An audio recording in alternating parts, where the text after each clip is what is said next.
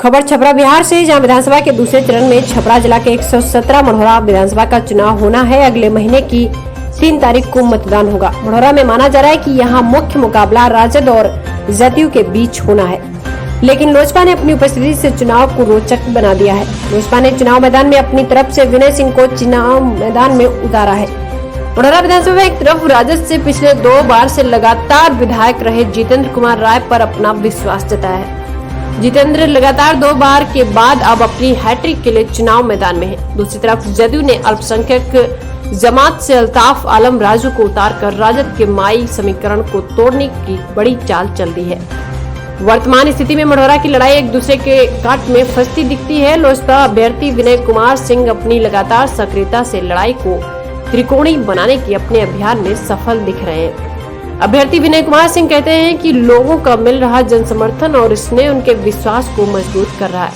मढ़ौरा में परिवर्तन की हवा है और इस परिवर्तन को वह अंजाम तक ले जाएंगे। लोगों से मिल रहा जन समर्थन और चिराग पासवान में लोगों का भरोसा से वह आश्वस्त है। जीत इस बार उन्हीं की होगी। नेशनल खबर 9 की टीम ने विनय कुमार सिंह से मिलने मढ़ौरा के भावलपुर के नरौनी टोला पहुंचे। विनय सिंह से मिलकर इस जीत के इस दावे की संभावना को तलाशती है। मढ़ौरा विधानसभा क्षेत्र में हम लोग हैं। नामांकन के बाद अब अभ्यर्थियों ने अपना सारा जोर क्षेत्र पे लगा दिया है।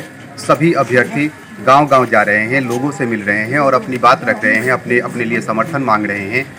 मढ़ौरा में माना जा रहा है कि 2 आमने सामने की टक्कर के बीच लोजपा यहाँ तीसरा कोण बनाने के लिए लगातार मेहनत कर रहा है और प्रयासरत है अपने लिए राह बनाने के लिए। आज हमारे बीच लोजपा के ही अभ्यर्थी हैं विनय कुमार सिंह। हम आज इनसे मिलेंगे और जानेंगे कि क्षेत्र में क्या स्थिति है और किस तरह से लोग अपना समर्थन दे रहे हैं और इन्हें अपनी जीत को लेकर कितना उम्मीद और ये कितने चलिए मिलते हैं विनय जी से और पूछते हैं कि क्षेत्र में क्या स्थिति है और लोजपा के प्रति लोगों का क्या रुझान है। विनय जी नमस्कार। नेशनल खबर 9 से आपका स्वागत है। जानना चाहेंगे कि क्षेत्र में क्या स्थिति है, लोगों का किस प्रकार का समर्थन आपको मिल रहा है। लोगों का भरपूर समर्थन मिल रहा है। सभी इस खास करके युवा बुजुर्ग सबका साथ। बोलिए आप बोलिए। भैया जिंदाबाद जिंदाबाद जिंदाबाद। 100% हमारा सीट निकल रहा है, इसमें कोई डाउटफुल नहीं। अच्छा, कहा जा रहा है कि मढ़ौरा विधानसभा में एकदम आमने सामने की टक्कर है और लोजपा यहाँ त्रिकोण बनाने, तीसरा कोण बनाने के लिए प्रयासरत है। आपको क्या लगता है कि लोजपा यहाँ तीसरा कोण बनाने में सफल रहेगी? जी, लोजपा को ही सबसे अब लड़ाई लग रही है कि लोजपा से ही सबको भय हो गया है, तो मेन मुख्य जो लड़ाई होगी सबकी तो लोजपा से ही होगी। विनय जी, आप युवा हैं और निश्चित रूप से युवा वोटर आज सबसे ज़्यादा एग्रेसिव हैं, सबसे ज़्यादा सक्रिय हैं और इनका कितना रुझान आपको मिल रहा है? युवा का तो बहुत सारा रुझान है मेरे तरफ, क्योंकि उनको लग रहा है कि हाँ जी विनय भी आएंगे तो हमारे क्षेत्र का सारी समस्या को दूर करेंगे। इसलिए यही मेरा प्राथमिकता भी रहेगी कि हम अगर आते हैं तो सबसे ज़्यादा युवा पर और रोजगार पर और क्षेत्र के विकास मुख्य मुद्दा रहेगा मेरा। युवा आज आपसे सबसे ज़्यादा जुड़ रहे हैं, निश्चित रूप से आप यूथ आइकन के रूप में उनके सामने हैं। क्या फोकस है आपका युवाओं के लिए, क्या प्लान है युवाओं के लिए जिसको लेके आप युवाओं को आकर्षित करना चाह रहे हैं? युवा के लिए तो बहुत सारा मेरे पास प्लान है। जैसे कि मुख्य हो गया, देखिए चिकित्सा हम लोग का शुरू हो रहा है, शिक्षा और चिकित्सा से ही शुरुआत हो रही है। और जहाँ तक एक बच्चे यहाँ पर जो भी तैयारी भी कर रहे हैं, हमारे यहाँ तो अधिकांश हम लोग सरकारी नौकरी के लिए प्रयत्न करते हैं, तो उसके लिए मुख्य हो गया फौज की तैयारी। फौज की तैयारी के लिए हमारे अक्सर बच्चे हर एक गाँव के कहाँ दौड़ते हैं, तो हाईवे पर दौड़ते हैं सुबह, जबकि रोज़ पता चलता है कभी ना कभी एक्सीडेंट होता रहता है। उसके लिए हमारा जितना हाई स्कूल है उसमें ट्रैक बनवाना, ओपन जिम खोलना, ये सब प्राथमिकता रहेगी। ऊपर से ग्रुप डिस्कशन, उसका कोचिंग के लिए सबके पास तो कोचिंग का साधन नहीं है कि हम लोग जाएँ पटना पर कंपटीशन का तैयारी करें। तो यहाँ पर पुस्तकालय ज़्यादा से ज़्यादा हर एक कोशिश तो रहेगा कि हर एक पंचायत में एक पुस्तकालय हो और वहाँ पर सारे बच्चे बैठ के ग्रुप डिस्कशन करें कि हाँ जी किसी ट्यूटोरियल हमारे टीचर का जरूरत ना पड़े, आपस में डिस्कशन बहुत ज़्यादा लायक साबित होगा। विकास के मामले में कितना पीछे पा रहे हैं आप? हम तो पहले तो काफ़ी आगे अक्सर था हमारा विधानसभा, अभी हम देख रहे हैं कि पिछले कतार में खड़ा है। यहाँ पर पहले शिक्षा के लिए भी है तो आपको पटना भागना पड़ेगा, चिकित्सा के लिए है, उसके लिए भी पटना आपको शहर में ही भागना है। एक सर्दी जुकाम भी हो जाए तो एक भी डिस्पेंसरी हमारा नहीं है जहाँ पर कि मेडिसिन उपलब्ध हो कि हाँ जी वहाँ पर कि आपको मिल जाए दवा भी। यही है कि हम लोग पीछे ही भागे, आगे नहीं गए। आपके राष्ट्रीय अध्यक्ष चिराग पासवान जी कहते हैं बिहार फर्स्ट, बिहारी फर्स्ट। इस मिशन को, इस अभियान को कितने लोग समझ पा रहे हैं? जी, हम खास करके युवा को हम लोग समझाने की कोशिश कर रहे हैं। लगभग युवा समझ रहे हैं, उन लोगों का आइकन बन गए हैं हमारे माननीय चिराग पासवान जी कि हाँ जी उनका सोच बहुत बिल्कुल सही है कि सब जाति धर्म से अलग, सबका साथ सबका विकास जो नारा था हमारा केंद्र का, उसी को लेके हमारा भी चिराग पासवान जी भी हाँ जी हम लोग चलेंगे तो सबका साथ लेके चलेंगे। किसी जाति धर्म के नहीं, विकास का मुद्दा ही रहेगा क्योंकि बिहारी हम लोग का एक ही आइकन है कि हम लोग हाँ क्या धर्म जाते हैं तो बिहारी हैं। बाहर भी जाइए तो कोई भी आपको दूसरे प्रदेश में हम लोग जाते हैं तो सिर्फ किससे संबोधन करते हैं? बिहारी। बिहारी को इतना तुच्छ समझा जाता है, एक तरह से गाली देते हैं हम लोग। तो उसको बिहार शब्द को हम लोग को आगे ले जाना है और बिहारी को हम लोगों को ये फीलिंग हो कि नहीं हम लोग Bihari first, Bihar first, Bihari first, ऐसा लगे कि ये कोई नहीं है, एक आइकन लगे कि हम लोग बहुत गर्व से कह सके हाँ जी हम बिहारी हैं।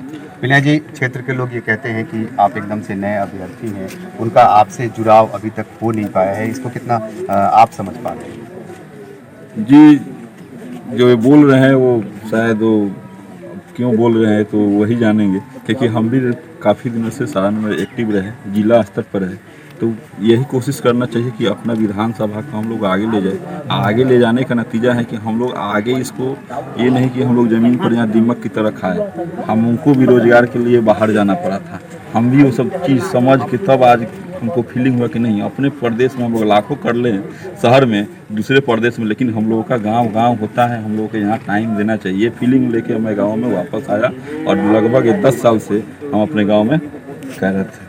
2 बार से विधायक रहे जितेंद्र राय जी से है और जितेंद्र राय को राजद ने फिर से अपना अभ्यर्थी बनाया है। कितना मुश्किल लगता है आपको ये चुनाव? जी, मुझे तो बिल्कुल, क्योंकि लोग वो लगातार जो हो देख होता है कि लगातार किसी को पद मिलते रहता है ना तो इसका वो पद का गरिमा भूल जाता है। शायद यही हुआ है हमारे क्षेत्र के साथ कि लगातार जो उनके पापा रहे वो रहे, तो लगातार होने से क्या होता है उसका प्रतिष्ठा ही खत्म हो रहा है कि अब क्षेत्र कम और चमचागिरी ज़्यादा, कि चमचों के बीच घिर गए हैं। कोई क्षेत्र में हमारा कहाँ क्या हाल है, ऐसा आता है कि दलित बस्ती में हम लोग जाते हैं तो उनके पास कोई ना रोड है ना बिजली की सुविधा है, यहाँ तक एक BPL कार्ड भी उन लोगों के पास नहीं है कि उनको सरकारी जो राशन हमारे माननीय रामविलास जी मुफ्त में रखे थे 6 महीना अनाज लॉकडाउन के अनुसार, उनको अनाज तक मुहैया नहीं हो रहा। तो इससे बड़ी और दुखद क्या होगी स्थिति कि हमारे विधायक जी की इसकी भी चिंता नहीं है, खबर नहीं है कि वो दलित हमारे भाई कैसे हैं, क्या कर रहे हैं। जबकि दलितों का मसीहा बोला जाता था लालू जी को। क्षेत्र की स्थिति है कि दलित सबसे ज़्यादा आज परेशान है, तो दलित बस्ती परेशान है, युवा परेशान है। और जो आज हमेशा अभी बहुत चर्चा में है कि हम 10 लाख रोजगार देंगे, तो ये तो क्वेश्चन सारी जनता पूछ रही है कि आप जो रोजगार की बात करते हैं तो हमको बेरोजगार किया कौन है? हमारा क्षेत्र पहले से ही बहुत समृद्ध था, अपना जो विधानसभा मढ़ौरा पहले से समृद्ध था, जो कि यहाँ चीनी मिल थी, चीनी मिल का मिठास हमारा पूरा विश्व में फेमस था, मटन मिल थी, सारण आयरन प्लांट था, सारा मिल था, ऐसे बहुत सारे उद्योग थे। उसके जगह पर नया उद्योग कितना लगाए? अच्छा, कुटीर उद्योग ये बता दें कि हाँ जी हमारे माननीय विधायक जी के सहयोग से कुटीर उद्योग में किसी को बहुत सारे बच्चे आज भी स्वरोजगार के लिए पेपर में आया, बहुत सारे बच्चे एकदम खुश कि हाँ जी हमारे चलिए कम से कम हम लोग का नौकरी नहीं मिलती, घर पर ही अपने गांव पर ही कुछ रोजगार कर दे, फैब्रिकेशन का ही वर्क कर दे, चाहे एक लेयर का ही वर्क कर दे, क्योंकि उतना पूंजी तो अब किसान कहाँ से लाएगा, या तो खेत में चाहिए। खेतों के हम लोग का वैल्यूएशन उतना नहीं हुआ जितना होना चाहिए था कि हाँ जी ज़मीनें बेच के हम लोग एक अपना बिजनेस कम से कम शुरू कर सके, वो भी नहीं हुआ। तो इसके लिए कम से कम सब्सिडी का जो व्यवस्था तो उसको वो भी हमारा स्थानीय स्तर पर उसका भी हमारा सरकार से कोई सहयोग नहीं मिला कि हम लोग उसको भी मत्स्य पालन हो गया, मुर्गी पालन हो गया, एक लेयर हो गया, फैब्रिकेशन वर्क हो गया, जैसे बहुत कुटीर उद्योग में तो अभी बहुत सारा बहुत राज्य आगे चल रहा है, लेकिन हम लोग आज वहीं के वहीं हैं और सब क्षेत्र आगे बढ़ रहा है। हमारा मढ़ौरा 20 साल में समझे पीछे 30 साल से पीछे ही जा रहा है। उसका प्रतिनिधित्व मढ़ौरा में काफ़ी टाइम से नहीं रहा है। यहाँ मढ़ौरा में किसी एक ही जमात के लोगों का ही प्रतिनिधित्व अधिक समय तक रहा है, तो क्या लगता है कि आपका समाज प्रतिनिधित्व नहीं मिलने से विकास के मामले में पीछे रह गया है? जी, वो तो पीछे हुआ ही है, और शायद वो लोग भी सोच लिए थे कि कोई हमारा नेता इसमें आएगा ही नहीं, वो लोग भी अपना सोच के एकदम सो गए थे। तो वो लोग भी एक तरह से उम्मीद के साथ जगे हुए हैं। तो आपको लगता है कि आपके चुनाव मैदान में उतरने के बाद आपके जमात के लोग आपके पीछे खड़े हैं? जी बिल्कुल रहेंगे। खैर तो जाति धर्म का नहीं है, ये तो हम लोग विकास का मुद्दा है, तो इसमें हर एक जाति धर्म के लोग आएंगे, इसमें कोई शक नहीं है। हम लोग जहाँ भी जाते हैं जाति धर्म का नहीं, सिर्फ विकास के मुद्दा पर कि ये चीज़ होना चाहिए कि नहीं। ज़मीन पर रियल में क्या है, आप भी मीडिया में आपको भी ये सब फीलिंग हुआ है, किस दौर से हम लोग गुजर रहे हैं। अभी तक लोजपा को मरहौड़ा के जो बड़े अभ्यर्थी थे, बड़े दल के अभ्यर्थी थे, उन्होंने गंभीरता से नहीं लिया था। अब लोग गंभीरता से ले रहे हैं। आपको किस तरह से लग रहा है कि अब गंभीर कैंडिडेट आप हो गए हैं? जी बिल्कुल।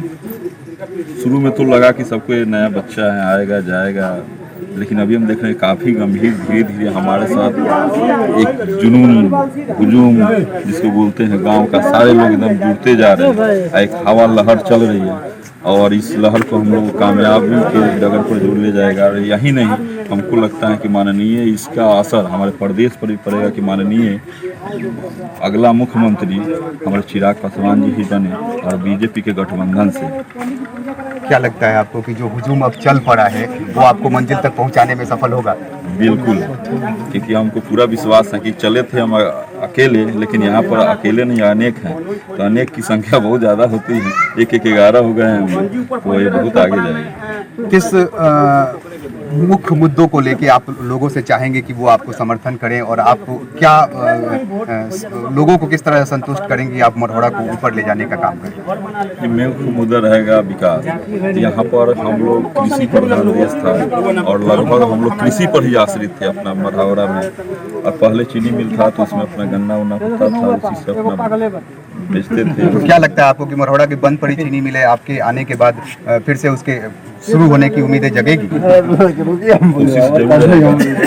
अगर चीनी मिल भी चालू, लेकिन लोकल हम जरूर इस पर कोशिश करेंगे कि नहीं हो तो फूड प्रोसेसिंग प्लांट जरूर लगेगा, ये तो जरूर मेरा कोशिश रहेगा। चीनी मिल को लेकर क्या कॉन्सेप्ट है? चीनी मिल का तो देख रहे हैं कि उसका जमीन तक औने पौने भाव में बिक रहा है, उसका जमीनों को लोग बेच दिए और उसकी उम्मीद क्या किया जाए। जो सत्ता में रह के बड़े भैया छोटे भैया करते 15-30 साल हो गए और उसका देख रहे हैं कि पाट फूट जाए, पाट फूट जाए के बाद उसका जमीन में बिक गया, उसका क्या उम्मीद किया जाए। अब हम लोग नई ऊर्जा के साथ, नई दिशा के साथ, नई एक किरण लेके चलेंगे कि कुछ तो करेंगे, यही एक उम्मीद है। क्या भविष्य जगाएंगे मरहौड़ा के? ज़्यादा से ज़्यादा उद्योग जगत लगाने के लिए, जैसे भी हो, नहीं बड़ा हो तो कम से कम कुटीर उद्योग भी लगाया जाएगा और उद्योग का ज़्यादा उत्पत्ति यहाँ पर किया जाएगा। कोचिंग हो, संस्थान हो, कि हम लोग पटना में जाकर कोचिंग करेंगे, पटना में करेंगे। अंतिम सवाल, मरहौड़ा की जनता को क्या संदेश देगी आज इस जनसंपर्क अभियान? यही देंगे कि ज़्यादा से ज़्यादा संख्या में मतदान करें और जाति धर्म के आधार पर नहीं, विकास के मुद्दा पर कीजिए। क्योंकि विकास लगातार किसी को भी सत्ता मिलने लगता है तो वो सोचता है कि हमारे बपौती हैं, हमारे बाप रहेंगे, उसके बाद हम रहेंगे और उसके बाद फिर हमारा बेटा रहेगा, यही यहाँ पर चल रहा है। और इसको हटा के हम लोगों को विकास के मुद्दा पर करना चाहिए। जाति धर्म नहीं कि ये राजपूत हैं, वो भूमिहार हैं, वो यादव है, उसका नहीं, सिर्फ विकास। क्या लगता है कि आप एक बार मरहौड़ा विधानसभा के लोग आपको चुन लेते हैं तो अगली बार आप दावेदारी नहीं करेंगे? अगली बार करें, अगर मुझ में काबिलियत हो तो करें। जो हम कॉन्सेप्ट चला रहे हैं, अगर हम कामयाब ना हो तो मुझे भी उठा के फेंक दे कुर्सी से। यही मैं जनता से अपील करूंगा कि अगर मुझे भी कमी दिखे तो मुझे भी उठा के फेंकने का काम करे जनता, यही अपील रहेगी।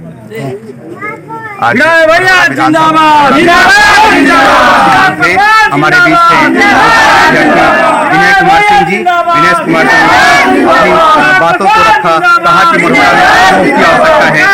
मरहौड़ा में चिकित्सा की आवश्यकता है, कहा कि मरहौड़ा में शिक्षा की आवश्यकता है और अस्पताल शिक्षा और को स्थापित कर दिया जाए तो मरहौड़ा की स्थिति बदलने लगेगी और मरहौड़ा भी विकास के मामले में आगे बढ़ने लगेगा। अब ये देखना होगा कि मरहौड़ा में राजद और जदयू के बीच लोजपा कितना प्रभावी होती है और किस प्रकार अपना त्रिकोण बना पाती है और किस प्रकार रास्ता बनाकर विधानसभा तक पहुंचने का रास्ता तय कर पाती है। यह फैसला 3 नवंबर को होगा जब यहाँ के लोग मतदान करेंगे और यह फैसला 10 नवंबर को होगा जब यहाँ मतों की गिनती शुरू होगी। मरहौड़ा से संजीव कुमार, मनोज कुमार सेंगर, नेशनल खबर 9 के लिए।